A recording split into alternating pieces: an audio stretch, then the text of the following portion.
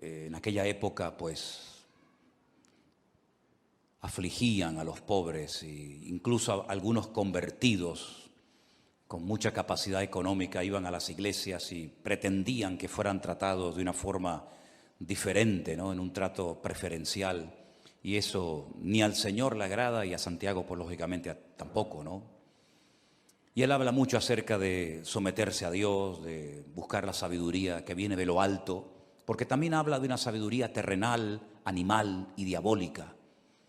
Pero habla de la sabiduría que viene de lo alto, la sabiduría que viene de Dios.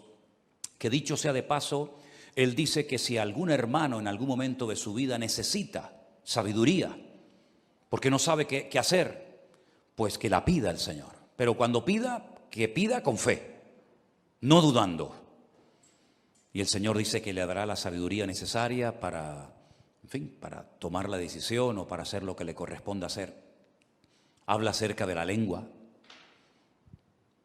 Habla acerca de la importancia de las obras, en fin, toca muchos temas y en cierto sentido alguien ha dicho, o algunos comentaristas han dicho, que tiene un estilo parecido a los proverbios del Antiguo Testamento, porque salta de un versículo a otro tocando un tema, tocando otro tema, y a veces parece como que pierde el hilo, pero luego lo retoma.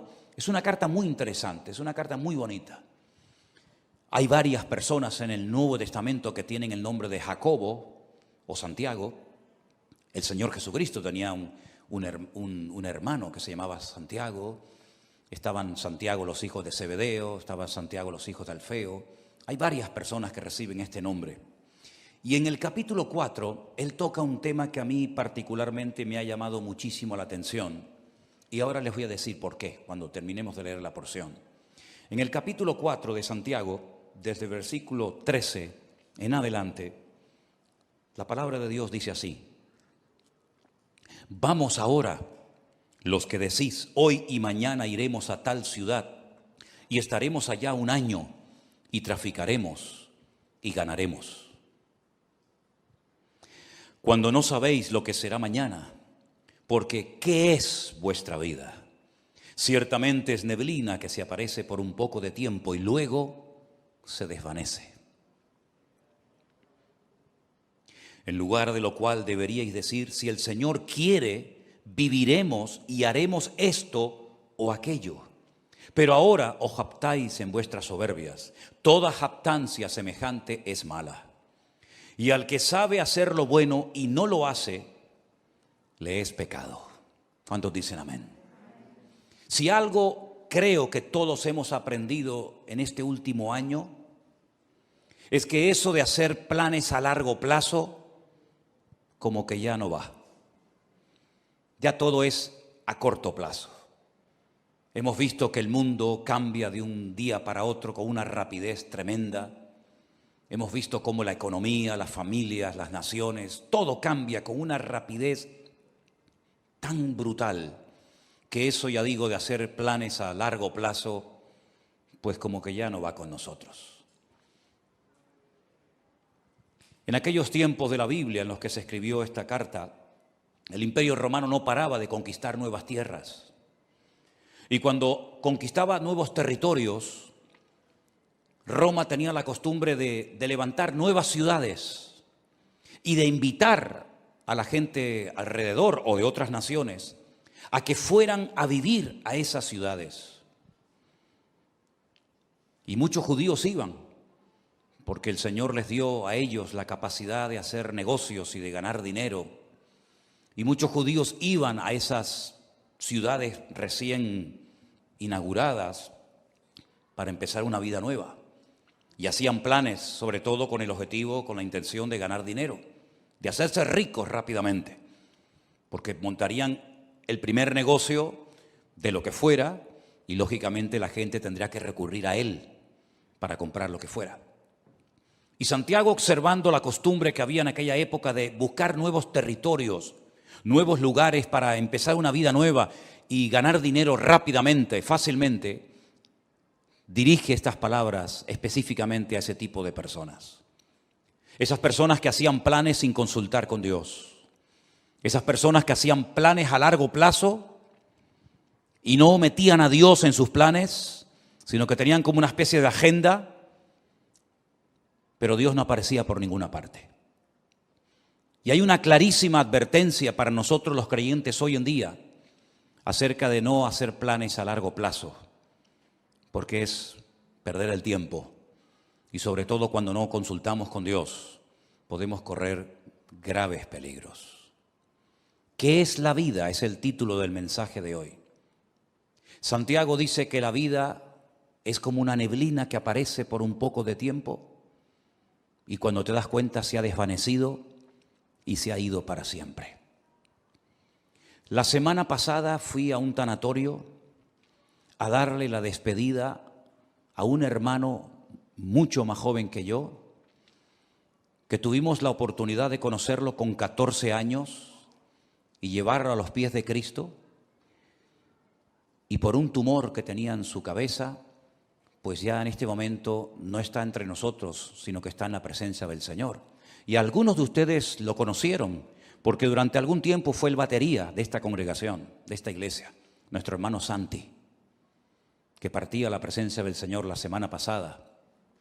Y uno dice, Señor, una persona joven, una persona tan noble, ya no está entre nosotros, ¿verdad? La última vez que lo vi, me lo encontré en un centro comercial junto con su esposa. Nos saludamos y me pidió allí en el pasillo de ese centro comercial que orara por él. Y esa fue la última vez que lo vi. Y la próxima vez cuando supe algo de él es que ya no estaba entre nosotros. Y uno se queda como sorprendido, ¿verdad? Lo rápido que le pasó la vida a este hermano. Pero esta semana, una hermana desde Bélgica, un matrimonio precioso con su niño, que han viajado en varias ocasiones con nosotros a Israel, me mandaba un WhatsApp pidiéndome oración por su marido, que necesitaba urgentemente un milagro en su vida. Lo llamé, él está en el hospital, o estaba en el hospital, hicimos una videollamada, nos vimos y le han diagnosticado un cáncer y le han dado 3 meses de vida. Un hermano que fue al médico, se encontraba mal y el médico le dijo, esto es lo que tienes y no hay nada que hacer. Y pensando en todo esto, leyendo estos versículos, yo decía, Señor, hacer planes hoy en día a largo plazo, ¿para qué sirve? Si capaz que hoy es el último culto que estamos aquí. ¿Quién sabe lo que nos depara la vida? ¿Quién sabe cuánto tiempo nos queda? ¿Quién sabe si algunos de los que están aquí tal vez no llegaremos a fin de año? Solamente Dios lo sabe. Él es el que da la vida y el que la quita cuando quiere y como quiere. Y muchas veces observo a creyentes cómo oran, cómo organizan su vida, y me doy cuenta de que sin darnos cuenta podemos caer en el error de hacer planes y proyectos y llenar la agenda con actividades. Pero, por supuesto, si Dios quiere, llevaremos a cabo esos planes, porque si Dios dice no, por más que nos empeñemos, no tiene ningún sentido. Estaba leyendo algunos versículos donde Pablo abre su corazón, por ejemplo, a los hermanos de la iglesia de Corinto y les cuenta sus planes y les dice, voy a ir aquí, voy a ir allá y quiero hacer esto y quiero hacer aquello. Y hay un momento en la carta de Pablo a los Corintios que les dice, iré pronto a vosotros si el Señor quiere. Me impactó mucho esa forma de hablar de Pablo. Yo iré pronto a vosotros, pero siempre y cuando el Señor quiera. Primera de Corintios 4:19. Más adelante en la misma carta dice, porque no quiero veros ahora de paso, pues espero estar con vosotros algún tiempo, si el Señor lo permite. Primera de Corintios 16:7. Un varón de Dios, un hombre con unos dones y unas habilidades ministeriales tremendas, pero él sabía perfectamente que si el Señor no permitía, si el Señor no quería que fuera a Corinto, a Macedonia, a Éfeso, a donde fuera, no iba a ir, por muchos planes que tuviera. Y esa es la mentalidad con la que nosotros tenemos que movernos hoy en día. No vamos a hacer planes sin consultar con Dios. Porque ya el Señor nos ha demostrado clarísimamente que la vida es muy corta. Y que eso de hacer planes a largo plazo no tiene ningún sentido. Eso no significa de que vamos a vivir muertos de miedo. Eso no significa de que vamos a estar inactivos y con una inseguridad constante y permanente en nuestra vida, ni muchísimo menos. El miedo no es de Dios. La inactividad no es la voluntad de Dios para nadie. Y vivir con inseguridad constante y permanente, menos todavía. Una cosa es que sepamos que el tiempo está en las manos del Señor y otra cosa es que vivamos con miedo, inseguros, de brazos cruzados. Nada que ver en absoluto. El futuro no está en nuestras manos. No controlamos el factor tiempo. ¿Saben ustedes, hermanos, que hay 533 versículos en la Biblia que hablan acerca de la importancia del tiempo? 533 versículos. Y hay un capítulo casi entero, que es el famoso capítulo 3 del libro de Eclesiastés, donde en 29 ocasiones diferentes Salomón utiliza la palabra et, que es la palabra tiempo. Y él dice que en la vida tenemos que mentalizarnos, estar preparados y reconocer que en la vida hay tiempo prácticamente para todo. Tiempo para morir, tiempo para vivir, para morir, tiempo para sembrar, tiempo para cosechar, tiempo para reír y pasarlo bien y tiempo también para llorar. Y él habla en 29 ocasiones de distintas circunstancias o situaciones en la vida en las que nos vamos a encontrar, porque prácticamente tendremos tiempo para todo. Me llama mucho la atención que Pablo le da mucha importancia al factor del tiempo y llega a decir, aprovechar bien el tiempo, porque los días son malos. También Salomón en esos proverbios tantos que escribió, hay uno que aprendí hace muchos años que es el 27:1, que dice, no os jactéis del día de mañana, porque no sabes qué traerá de sí el día. No te jactes, como diciendo, bueno, yo controlo el presente, el mañana y el pasado mañana. No te jactes, no hables así, porque tú no sabes lo que va a traer el mañana. El mismo Señor Jesucristo nos enseñó en el Sermón del Monte que no tenemos que estar afanados ni preocupados por el día de mañana, sino que basta a cada día su propio afán. ¿Cuántos dicen amén? Estamos viviendo estos días con mucha expectativa y viendo a ver qué es lo que termina de suceder en este país de Kabul, de Afganistán, cuya capital es Kabul, ¿verdad? Donde hay una especie de calma tensa. Cualquier cosa puede ocurrir en cualquier momento. Fíjense la cantidad de miles y de miles de personas que están desesperadas, tratando de salir como sea de ese infierno. Y creo que fue ayer o antes de ayer, un terrorista suicida se metió en medio de esa multitud y se explotó y murieron 170 personas. Personas que jamás en la vida se les hubiera ocurrido que estando en aquel lugar esperando un avión, una salida, ese iba a ser el último día de su vida. Incluso algunos soldados que estaban ya a punto de salir para su país también perdieron la vida. No somos dueños de la vida. No somos dueños del mañana. Y por eso cada uno de nosotros tenemos que partir de la base de que lo que tengamos que hacer, hágalo pronto, antes de que sea demasiado tarde. También Salomón, que era un hombre que reflexionaba y meditaba sobre tantas cosas, en su libro de Eclesiastés dijo, acuérdate de tu Creador antes de que vengan los días malos, antes de que pierdas la visión, antes de que vengan los dolores, antes de que te quedes ciego, antes de que te vengan los problemas y de la vida, antes de todo eso, acuérdate de tu Creador en los días de tu juventud. Tenemos al Señor presente en nuestros planes y en nuestros proyectos. Una vez escuché una entrevista que le hacían a un famoso cantante, donde decía que tenía su agenda llena para los próximos 5 o 6 años, si no recuerdo mal. Tener la agenda llena para los próximos 5 o 6 años. Y después vino el COVID y todo eso, y seguramente su agenda la tuvo que tirar a la basura.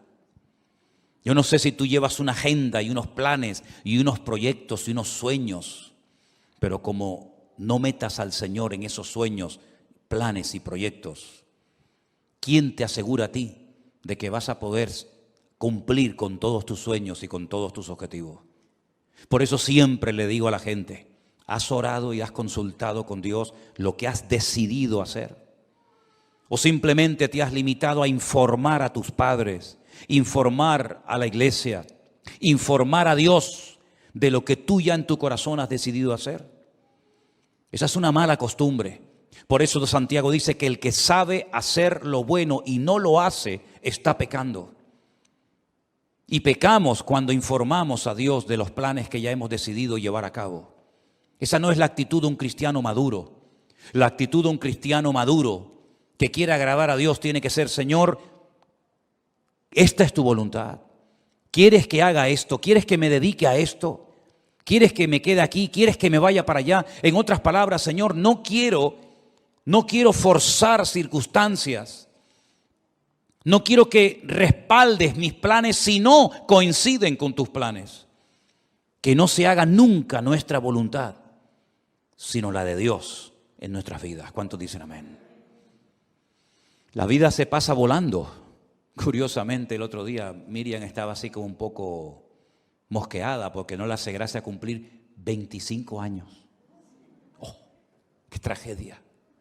25 años. Qué tremendo, ¿no? Si nos miramos a nosotros mismos, por lo menos en mi caso, no sé en el vuestro, a mí la vida se me ha pasado volando. Ni me he enterado, pero aquí estoy, aquí he llegado. Pero tal vez por la actividad, tal vez porque hemos estado siempre metidos en las cosas del Señor y no hemos tenido prácticamente tiempo para aburrirnos. La vida pasa tan rápidamente que ahora te paras y dices: Señor, me queda menos de lo que ya he vivido. Incluso en el ministerio, a menos que Dios te dé una fuerza de un toro, lógicamente siempre le queda a uno menos vida de la que ya ha vivido cuando uno llega a ciertas edades, ¿verdad? Por eso qué importante ahora más que nunca, y sobre todo los jóvenes, los que todavía teóricamente tenéis muchos años por delante, que se acostumbren a consultar con el Señor todos los pasos que queréis dar. Porque nadie de nosotros está vacunado en contra de errores, en contra de equivocarnos, sino más bien todo lo contrario. Yo recuerdo pasajes en la Biblia que me han hecho reflexionar mucho, como por ejemplo un día cuando el rey David le comenta al profeta Natán que tiene en su corazón el plan, el proyecto, la idea de construirle una casa a Dios, un templo. Y llega el profeta Natán y le dice: haz todo lo que pongas, lo que sientas en tu corazón, porque Dios está contigo. Y al día siguiente tiene que llegar y decirle: Dios te dice que tú no puedes construir ese templo, sino tu hijo lo hará. ¿Qué había de malo en construir una casa, un templo a Dios? Nada. Pero los planes de Dios no eran que David fuera el que construyera el templo, sino su hijo. Para él su sueño en la vida era construirle un templo al Señor. Además, ya estaban todos los enemigos prácticamente sometidos, derrotados. Todos pagaban impuestos. Había paz en el país, todas las fronteras estaban bien seguras. Era el momento idóneo para comenzar a construir ese templo. Pero el Señor dijo no. Y él se murió con ese anhelo en su corazón de construir esa casa, ese templo al Señor. Pero le preparó todo para que su hijo Salomón lo hiciera. Así son las cosas del Señor. Unos siembran, otros cosechan, unos preparan todos los materiales para la construcción del templo, otros lo construyen.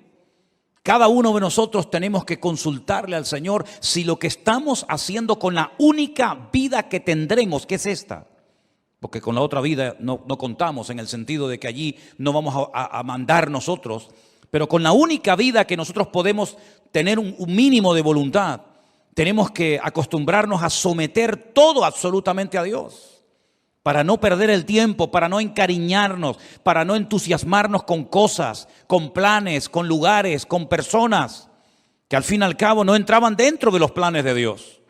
¿Qué sentido tiene invertir mi vida, mi tiempo, mi energía, mis dones, mi juventud en algo para lo cual yo no nací?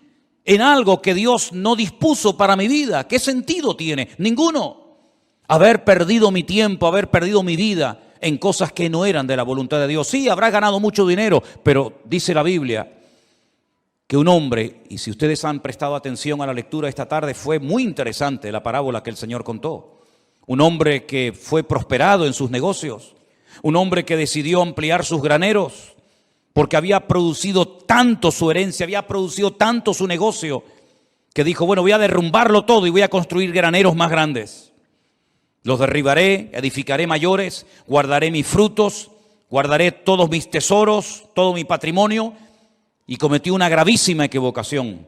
Le habló a su alma, le habló a sí mismo y dijo, alma, muchos bienes tienes guardados para muchos años, repósate, come, bebe y regocíjate. Y el Señor le dice, necio, estás hablando y comportándote como un necio.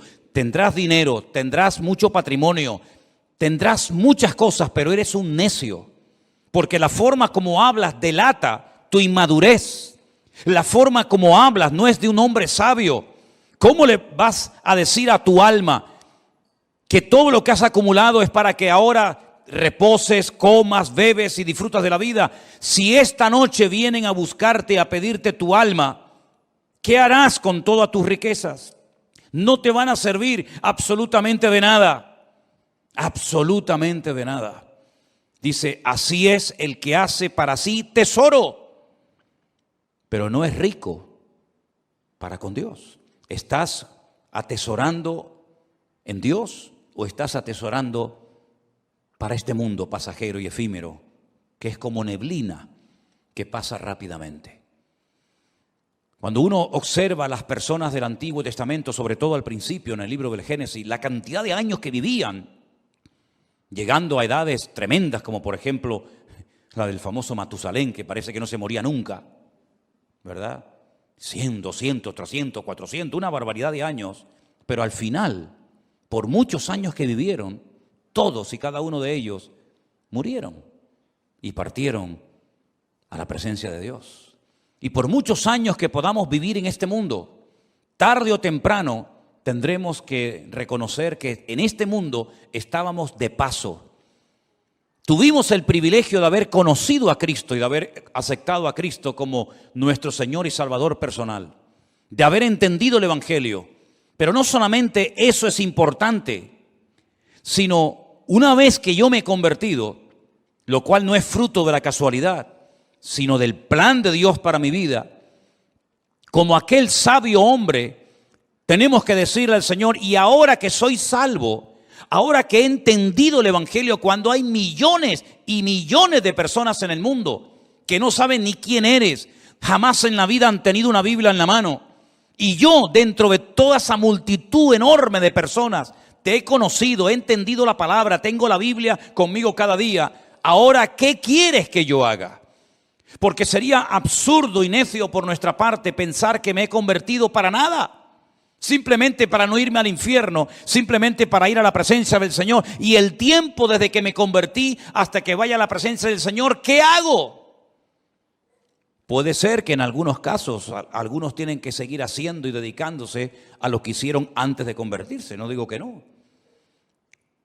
Pero por ejemplo el apóstol Pablo o Saulo de Tarso recién convertido tuvo el valor de preguntarle al Señor, ¿qué quieres que haga?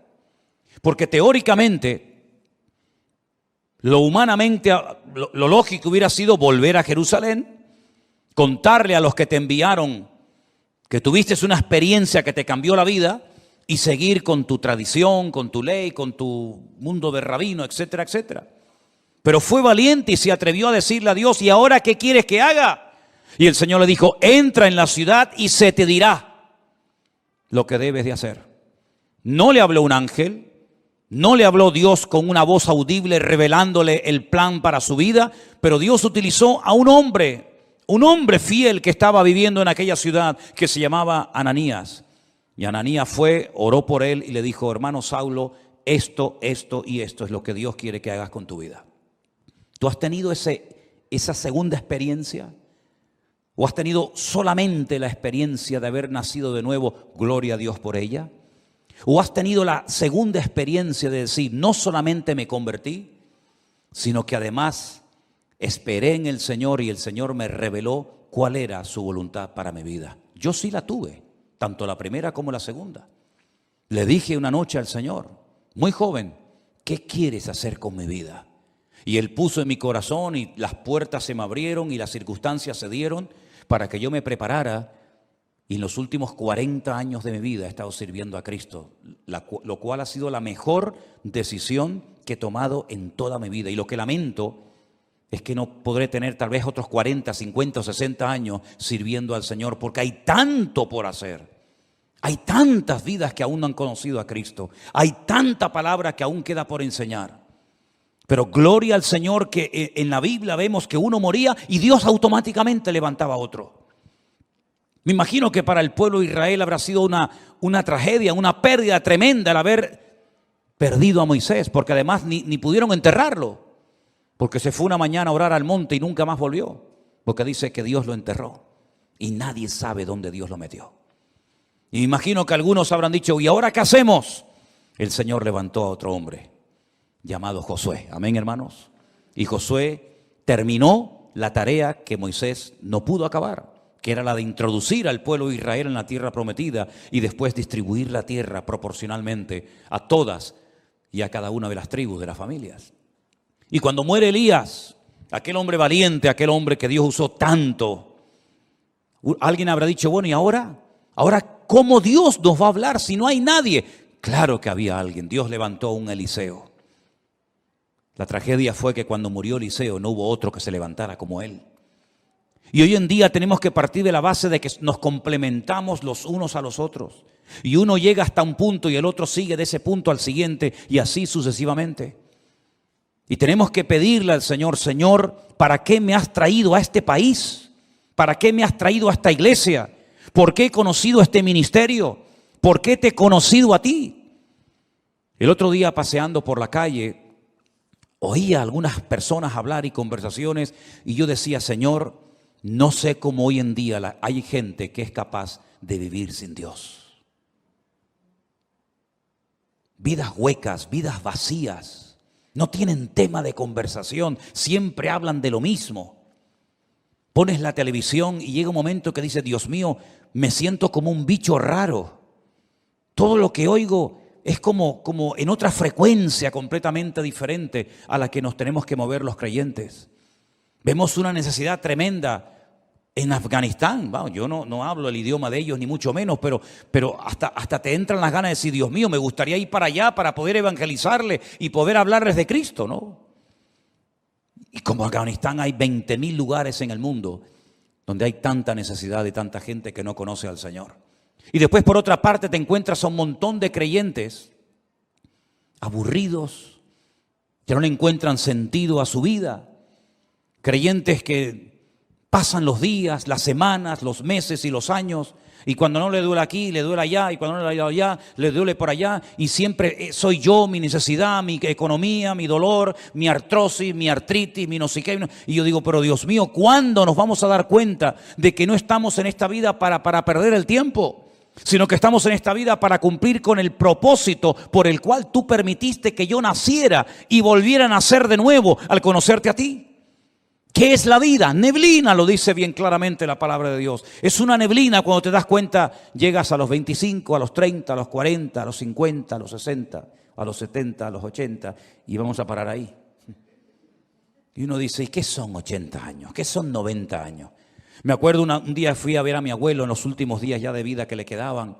106 años tenía en ese momento cuando hablé con él y se me queda mirando y me dice, ¿y yo por qué vivo tanto?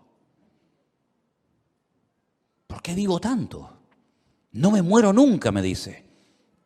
He enterrado a todos mis amigos, he enterrado a montones de gente.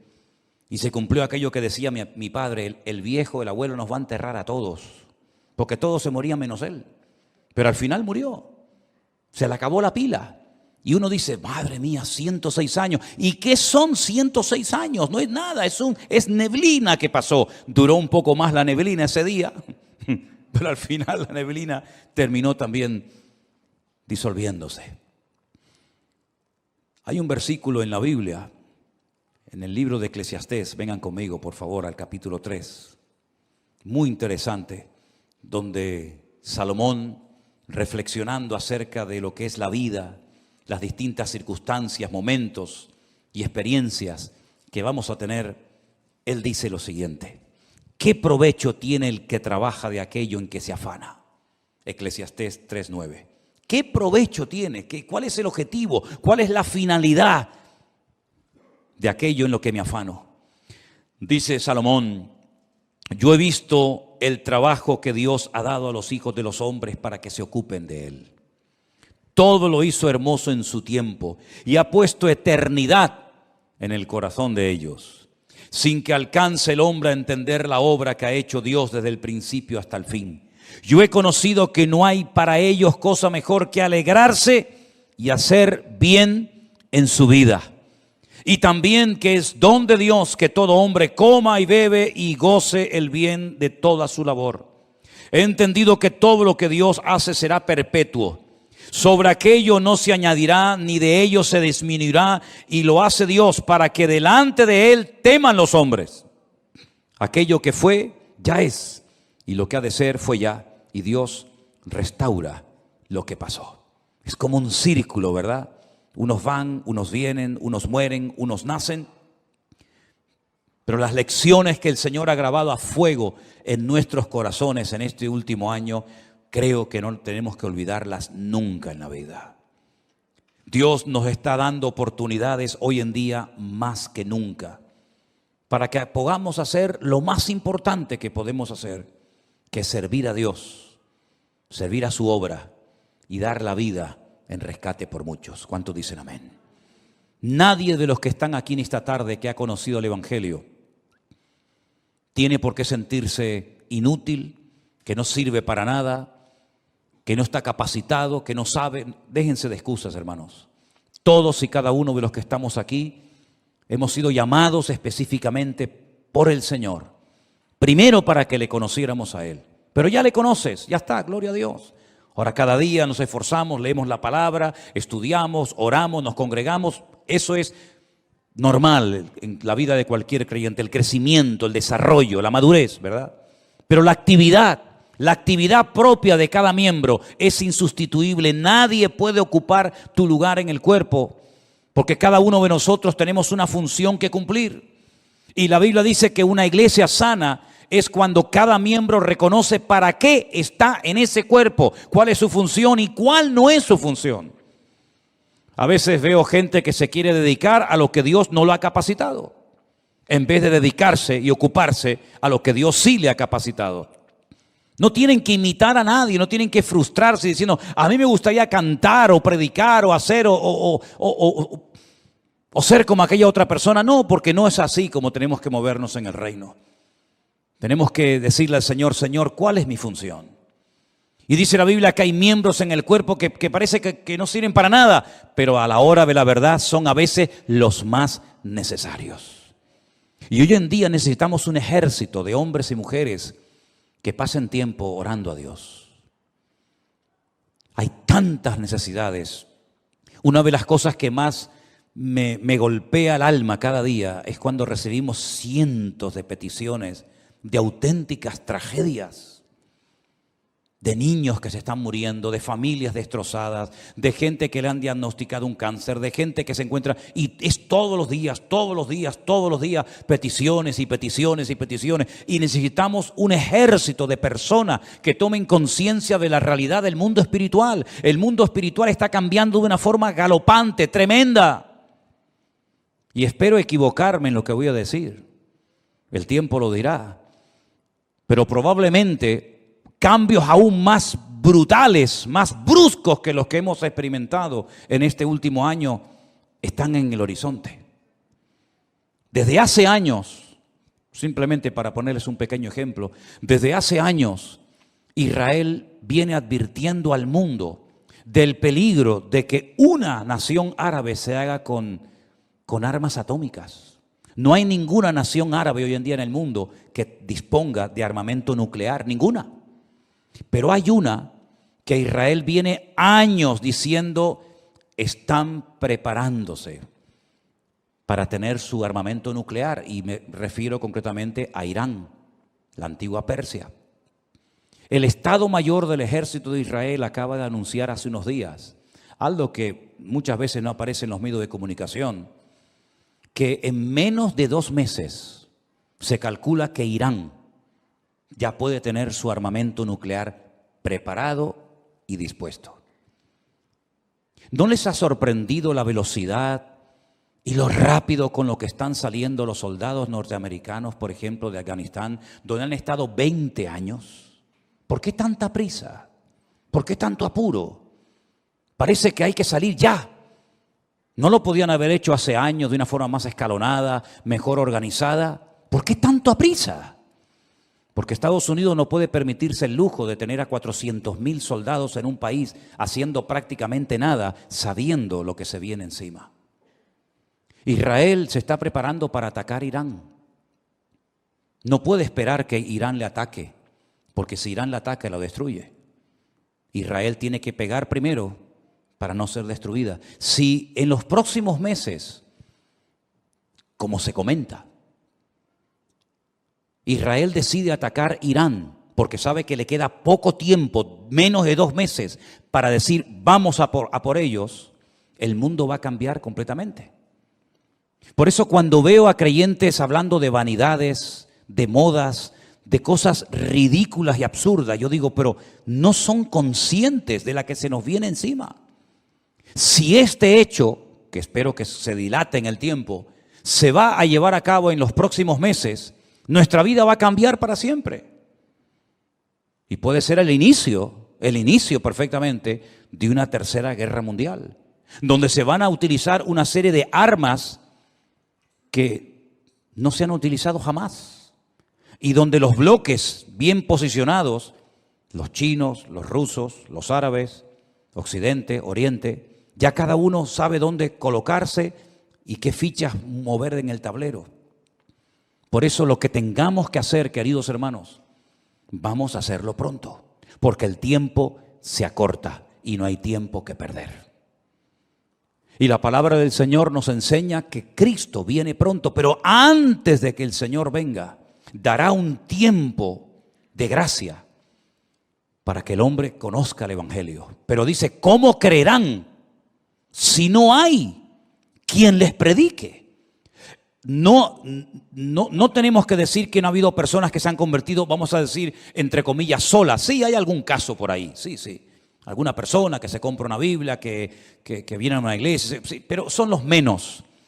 El sistema de Dios es que la iglesia se ponga las pilas y predique el Evangelio a tiempo y fuera de tiempo. Y la Biblia dice que antes de la venida del Señor habrán una serie de señales que ya se están dando y que probablemente muchos de nosotros las veamos, y por lo tanto ya no hay tiempo que perder. Sé sabio con la utilización de tus recursos económicos.